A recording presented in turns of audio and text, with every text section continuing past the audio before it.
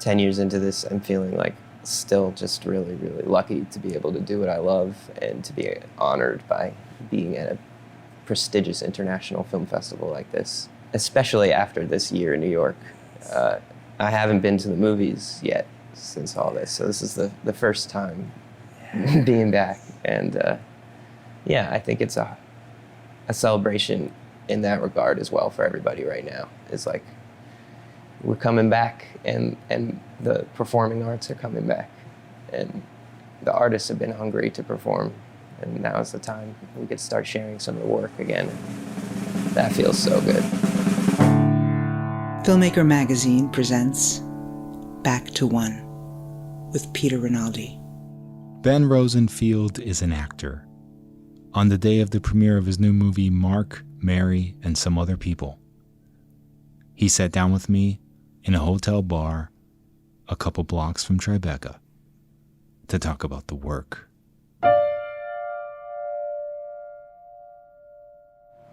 Do you have like a typical way that you like to begin your preparation process? A certain road you like to go down to start to wrap your arms around the character as opposed to some other road? You know, maybe you'll go down those other roads eventually, but but is there a certain way you like to begin? Well, I would say that the more I do this, the more I feel like every project should have its own process, and that there isn't necessarily one way to do all types of things.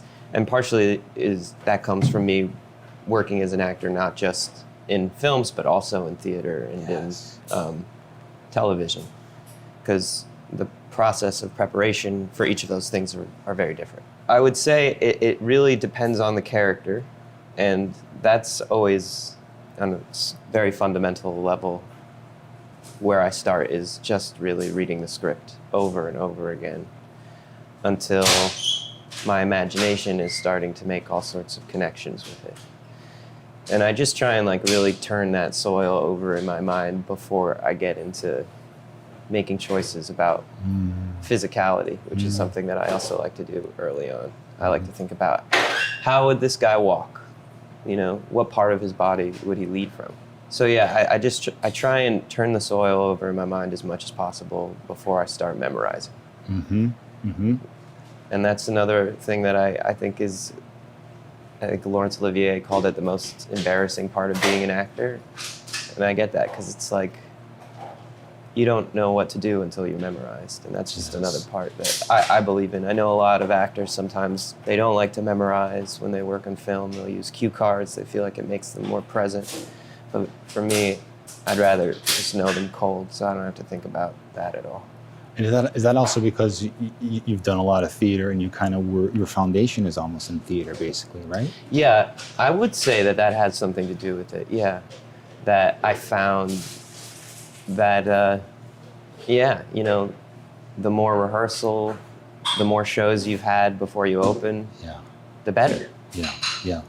So I definitely took that along with me into the world of film. Yeah, do you then get like frustrated when on film sets, like people don't want to rehearse, or even, that might even be insane, but people don't want to even do something over and over again, like on camera, right? Like, you know what I mean? Like they don't want to, they kind of feel like it's gone, you know, which I can relate to because I'm kind of a bad actor, you know? So it really is gone. But I mean, if you're a professional, I really feel like the director should be leading and showing like, no, you can get this back, or we may not even be there yet. Right. Like just because that seemed okay. I think like that's what happens in theater, right? I mean, like you really explore something, you go down roads and you discover things, and you're not afraid of trying. Is that right? Yes, absolutely. I mean, and I think a big part of that has to do with time. Yes. And the fact that in a play, the expectation is you're not going to tell this story once. You're going to tell this story hundreds of times. So inevitably, you're going to try it differently. But yeah, you know, I don't get too frustrated because I'm still at a place as an actor where, you know, I'm really, really just excited to be getting these opportunities. And I know enough to know that on an independent film, conflict is usually just going to slow down the process, which means you get to film less. Yeah. So I really try and, in that way, I was talking about not having a select process for any particular role, but let the role define the process. I try and work with my directors to the best of my ability, where if they feel like they got what they need and we don't need to do it again, I'm not going to make a big scene about that. Yeah. But you know, I really respect actors like Paul Newman. He had it in his contracts that there would be a minimum of 2 weeks of rehearsal for. Is that right? For films. Yeah.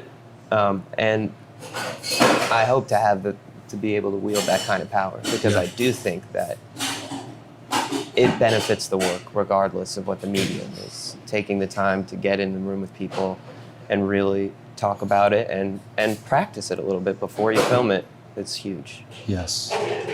And going back to this thing about how does this character walk, which I hear actors talking about, and I find it fascinating, and I see it. I feel like I'm not sitting here with the character I just saw in this movie, Mark, Mary, and some other people. I feel like I'm not that guy at all. And I saw you when you were walking in here. It's different guy.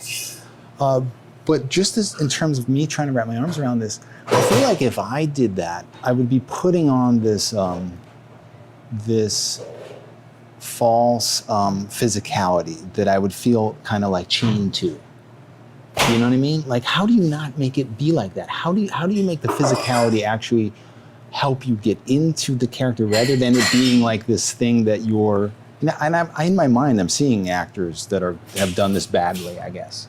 Yes. You know? I mean, this is what I would say is that it should come from the script. It shouldn't come from some place in your imagination. It should come from the script. And also, you should really practice that early on. Yeah. Because it will be funny at first. In fact, it's probably good if it's funny at first. And then you want to work it until it becomes nuanced and until it feels completely natural to you. But I think it takes time. I don't think that's a choice you can make when you arrive to set the first day. You're like, you know what? I think it'd be funny if this guy walked with this kind of like hunch and a little limp or something. Yeah. That's something that you really, and it's actually something that I like to work with people. I have coaches I work on with this side of it in particular. You know, I found from doing a lot of acting classes and reading a lot of books about acting that a lot of it boiled down to like just relax and breathe. And I think that's part of how you get that physicality in a way that doesn't feel strained. I work with Alexander technique teachers.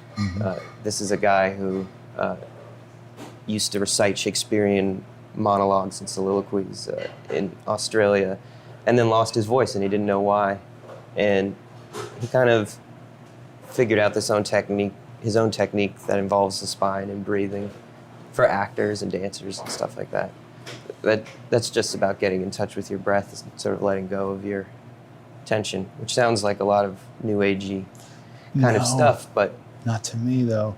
And it does scare me though. I feel like if I really wanted to do this, you have to take an Alexander class. Like I feel like it's so important, but it feels like that's just another thing I won't get right. You know, like meditation or like, you know, there's blockages or something, right? It's just I get them too. Yeah. I think it is kind of something that I really like about acting that I'm realizing is that, you know, nothing works the same way every time. And that's kind of true in life too. Like to get yourself into that creative space, you can't find your way in through the same door every time. Or it stops becoming creative, really. Oh, that's good. No, that's very good. Yes, because that's part of the creativity, right? It being different, I mean, because if you nailed this and you got it down and you knew how to do it, which by the way, nobody has ever sat down here and said, I got this. Not like a brain surgeon. Brain surgeon, yeah, you go through this canal, you go to you fill out the thing, yeah. This is how you do it. But the fact that it's different, and it's got to be different, because otherwise, because even with the strife, that's part of the creativity, right? Absolutely. Even with the rubbing that has to happen. I think that's something I like what you said, the strife, that's part of the creativity. And really the other thing I would say is the rejection is part of the creativity. And I'm starting to consider how to make that a part of my craft. Wow. Because doing this for like 10 years now, and I have a lot of friends who are doing it even longer, and I'm realizing like that really is a part of the job. Yes. Not getting things that you desperately want to do. Yes. And that's something that I'm seeing a lot of people who've already had success, you know, they get fatigued with it and they stop putting themselves out there. Interesting. Because they don't Interesting. know how to work with those feelings. Oh shit. So what you're saying is basically you're building some kind of weird muscle through these rejections that the successful person doesn't have. Right. Holy shit. Yes. Yes. And that, I mean, if you could just really believe that, though. It's not easy. It's not easy. Hell no. But then just actually applying it back to the craft, like you're saying. Yeah, it's part of the work as opposed to why me. Yeah. Could we even say this about life, though? I mean, like, really, like, I think so. Like, when people are really, I mean, because I heard somebody saying this on the radio, like, your trauma is actually, you know, benefit. Like, it was much more extravagant than just beneficial. Like, we know trauma is beneficial, maybe because of certain, but it was almost like you're destined to be traumatized because you're going to be better than and can help people. And like, you know, I want to believe that. But I maybe I believe that because I'm not a traumatized person. You're not? Not really. I mean, there's some. I mean, relatively, I'm not. I guess. I guess that's why you're not an actor. Or why I'm not a good actor. And that's not to say being rejected from jobs really is necessarily traumatic, but it's hard, and it's hard to distinguish it as something that's not personal. It's Yes. It's not about your worth or your talent or your ability or your work ethic. That's not what movie making is about. They're looking for something very specific, and Yes. that's it. Yes. You know, to talk about auditions a little bit, like my uncle was an actor, and he was in Blue Velvet. He was Very like cool. the guy that examines the ear. Amazing. Right. And I was only 13 when he was telling the story of that shoot, and I don't remember anything except the audition. And he said that Lynch just talked to him about food, and then he left. not even like talked about acting at all. Right. And I don't think I've talked to anybody that worked with Lynch. And I was wondering if you had an audition or a meeting with him or something, and what was that like? I met him on my first day on set. Wow.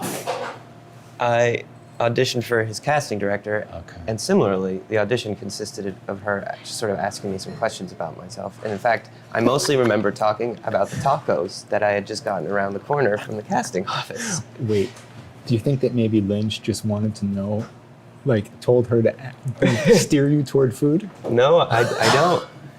I don't. I think that's a strange coincidence about your uncle and myself, is that us talking about food inspired something in Lynch's imagination. But, you know, I understand the way that he works, is, generally speaking, is he doesn't really audition. He does these interviews, and he likes to look at the people's faces. But yeah, I auditioned for that, and I didn't hear anything for months and months, and then, and then I got it.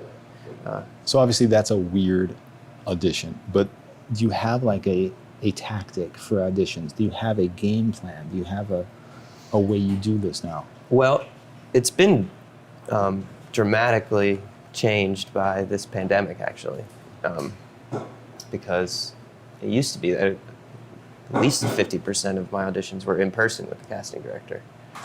which is my favorite way to do it. But now it's all use self-tape Right. or Zoom.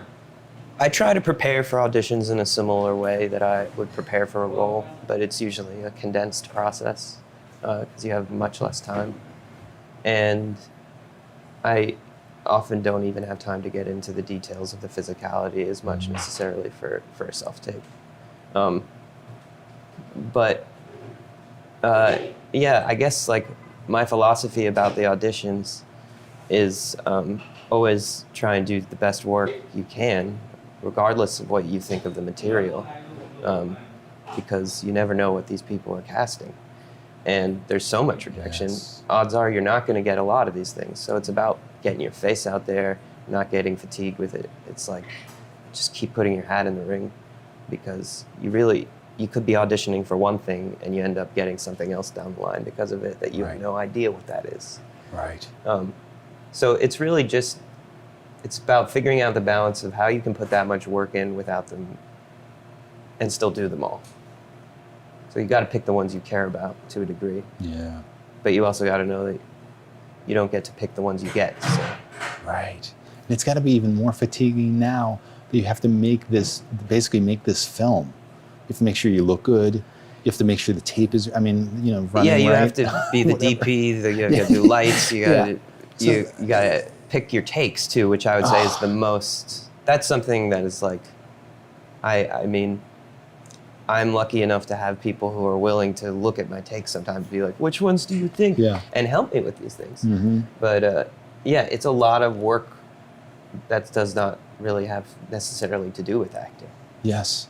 And that's why my friend Richard Bergman, who's a 90-year-old actor, said, the union should be giving us more money because we're doing work we didn't used to do. I agree. I agree. But my real hope is that these casting offices just open back up in the fall. Yeah. Yeah, that's my real hope, because I think it's important to be able to just focus on acting sometimes. I'm glad to be able to maybe be gaining a little objectivity about my work through having to do these self-tapes. And yeah, I'm learning more about light and how that works. Yeah. It's a fun skill. Yeah. I would like to make movies, so you got to learn how to do those things. But I think that to really focus on getting the job, Yeah. you should just have to. And you feel better in a room with the person. Like Yes. you don't get nervous like a lot of people do in that way. Like that's overwhelming.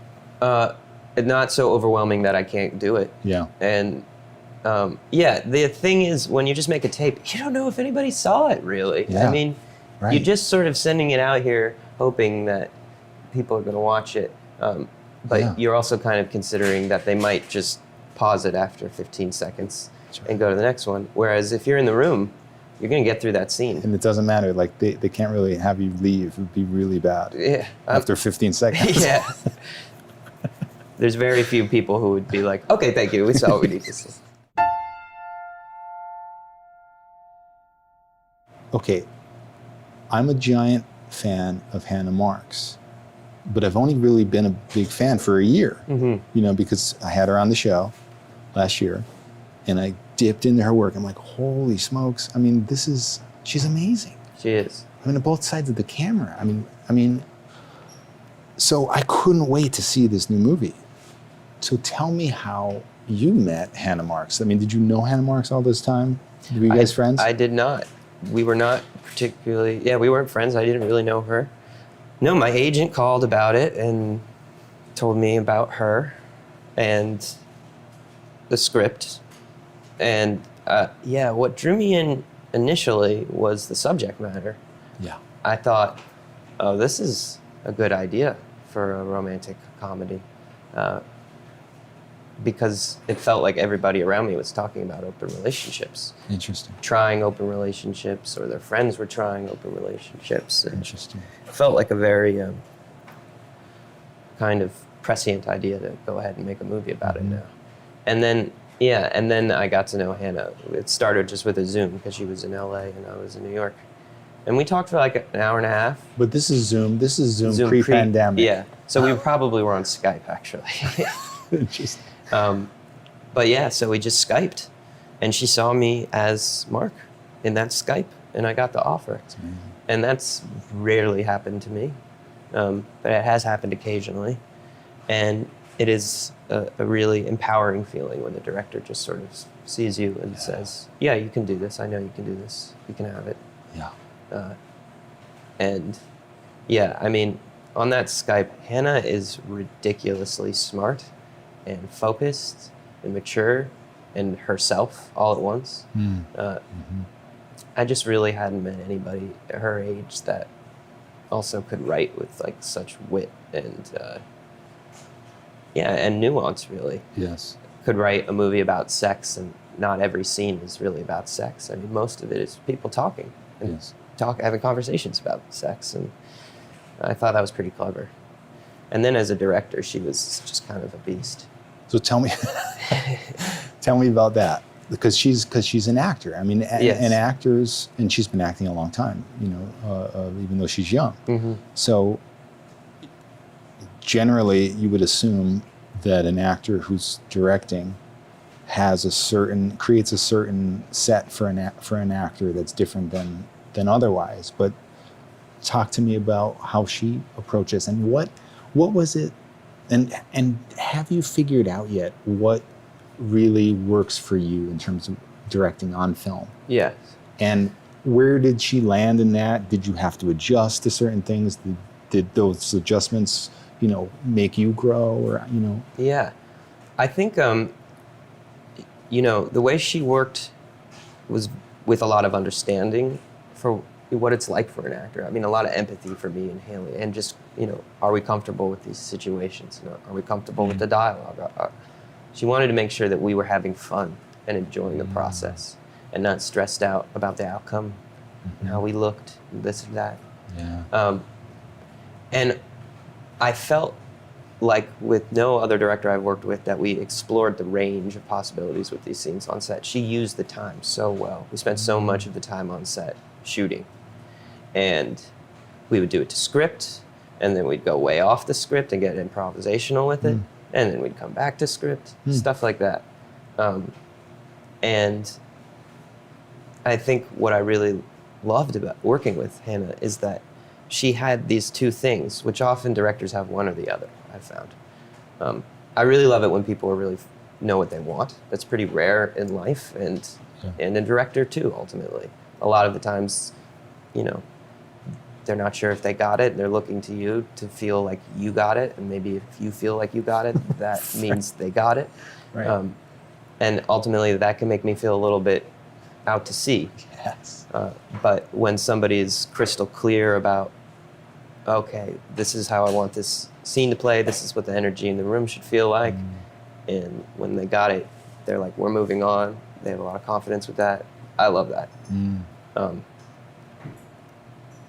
But I also love it when people are collaborative and encourage you to go off script and just own the character's spirit without being concerned about the script. Just try things that way. Yeah. Because I do think there's magic to be had there. And Hannah really had both those things going on at once. Oh, that's cool. That's really cool. Can we talk about this mustache? Because Yes, please. tell me who wanted it.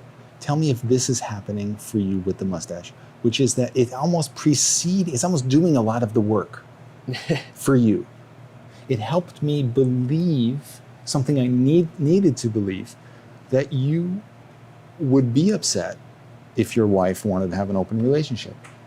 But on paper, if you said to me, I'm going to play this guy who's upset when my wife says she wants to have an open relationship, but I'm going to have a mustache too. It's almost like, but that's what's so fascinating about this.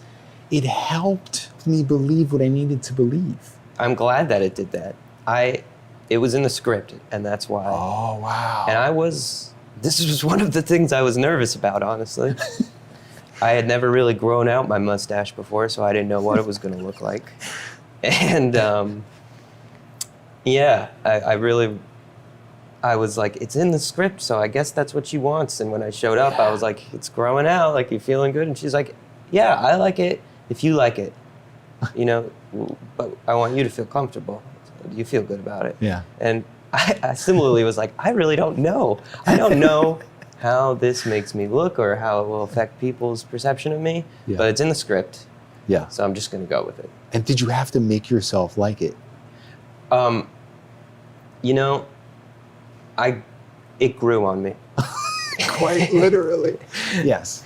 But but yeah, I think part of why I enjoyed doing it was because it's different. It's different than me. And no, Yeah. I don't think I would wear a mustache normally, but Mark absolutely would. Yes. He's an inventor, and I think he's trying to distinguish himself as sort of a creative guy in his own regard. And Yeah. that's sort of where the mustache came in from me. And also, I feel like a lot of people in LA were rocking mustaches. Yeah, I guess pre-pandemic. now's the time. Yeah, I guess I'm behind the time. Me too. Far behind. Mustaches don't have the same connotations anymore. Yeah. But it's interesting that I just almost immediately, probably after that first scene, just believed like that this is what he like. It's not a novelty Right. at all. His with this dad guy. probably had a mustache. Yeah, something like that. Yeah. Yeah. Now the other thing that is very important about this movie that has to land right is like I have to believe, the chemistry here. I have to, and I don't expect you to tell me if you hate Haley Law or something. Although that would be really interesting if you did, because that would be fascinating. Because if I felt a chemistry that needed to happen between you guys. I mean, is this something that you built? Is this something that was just there automatically? Is this something that came about during some kind of preparation process? Well, I think it's something that evolved over the course of shooting, for sure. Because I think we only had a couple of days of rehearsal before we started shooting. And we met each other a little less than a week before we started making this thing. But I think it's a combination of Haley being an excellent actor and us both understanding that if we don't have chemistry, this movie is not going to be very good. But really, I think it speaks to Hannah's eye as a director, because she saw something about our energy and the differences between them that she thought was going to play well against each other. And, I was so honored that she just offered me the movie, but I was surprised that there wasn't any chemistry read because of the fact that it was so integral. But it speaks to the fact that she knows what knows what she wants about these things, and she's right to feel that she knows what she wants, because she's got a really good instinct for this stuff. And so it really goes to her on that. Did you ever feel cold with somebody that you needed to feel warm with? I have. That is an immediate yes. I mean, what did you do? I kind of bitched and moaned about it to my friends for a while, but what you do is you got to figure out something you love about them. Yeah. It's really that simple. Something, the smallest thing, start there. Wow. And I'll say, I've had people I've worked with that I was supposed to be in love with that, we just got through it and it was fine.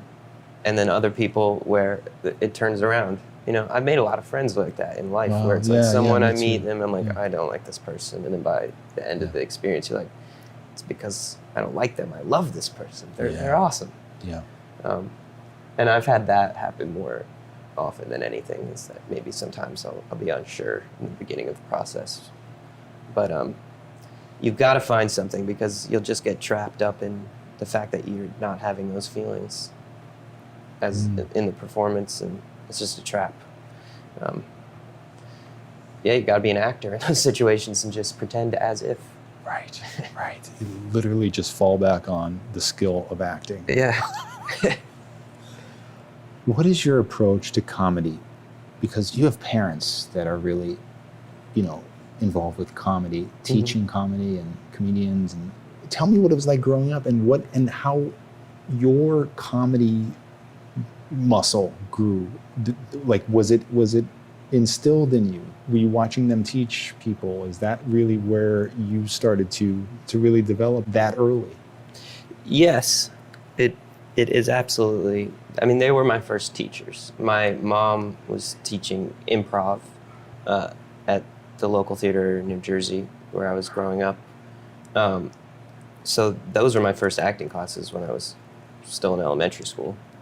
Improv comedy classes, learning this very important phrase, yes and, which can be really carried over into everyday life. And then with my dad, he, his school, the American Comedy Institute, I grew up going to Caroline's, Don't Tell Mamas, Duplex, Stand Up New York, also since I was in elementary school. And his students ranged from professional comedians to people coming from Kansas who just wanted to try stand-up comedy. So I got to see that really anybody could potentially do this and do it well.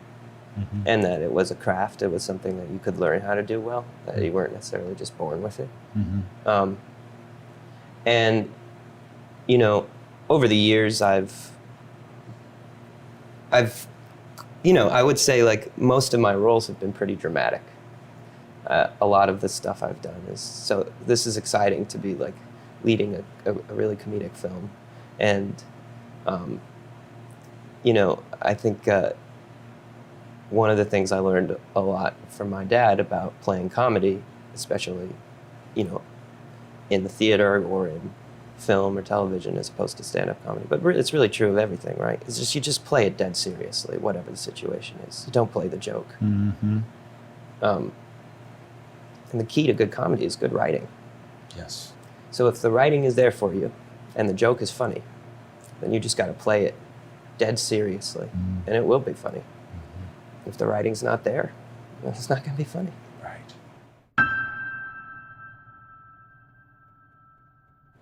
What does this part of the business mean to you? This, because you're at the Tribeca Film Festival. You're about to go to the premiere of this movie, the world premiere of this movie that you star in at the Tribeca Film Festival. I mean, is this exciting? Is this a wonderful but burden-filled part of the whole process here? Is it exciting to share this with your castmates, but also just annoying that you have to do, not this interview, because this is a great one, but inferior interviews and stuff like that? I mean, like what, because you've been doing this for 10 years. I mean, is this getting easier to do? Are you feeling a groove with this? Or is this like, this is tiring?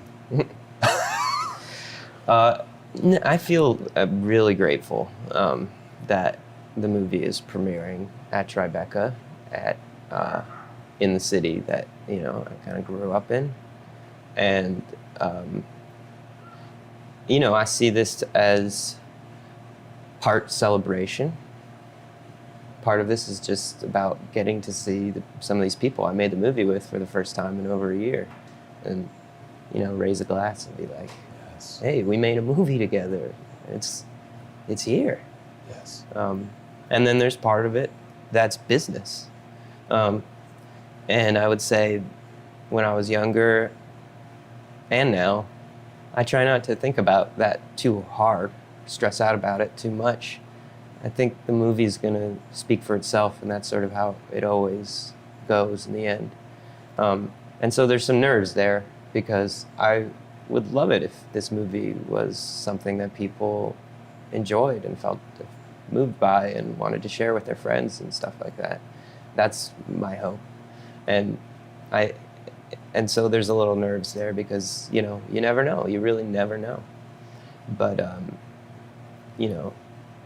I'm mostly 10 years into this. I'm feeling like still just really, really lucky to be able to do what I love and to be honored by being at a prestigious international film festival like this. Especially after this year in New York. Yes. Or year and a half.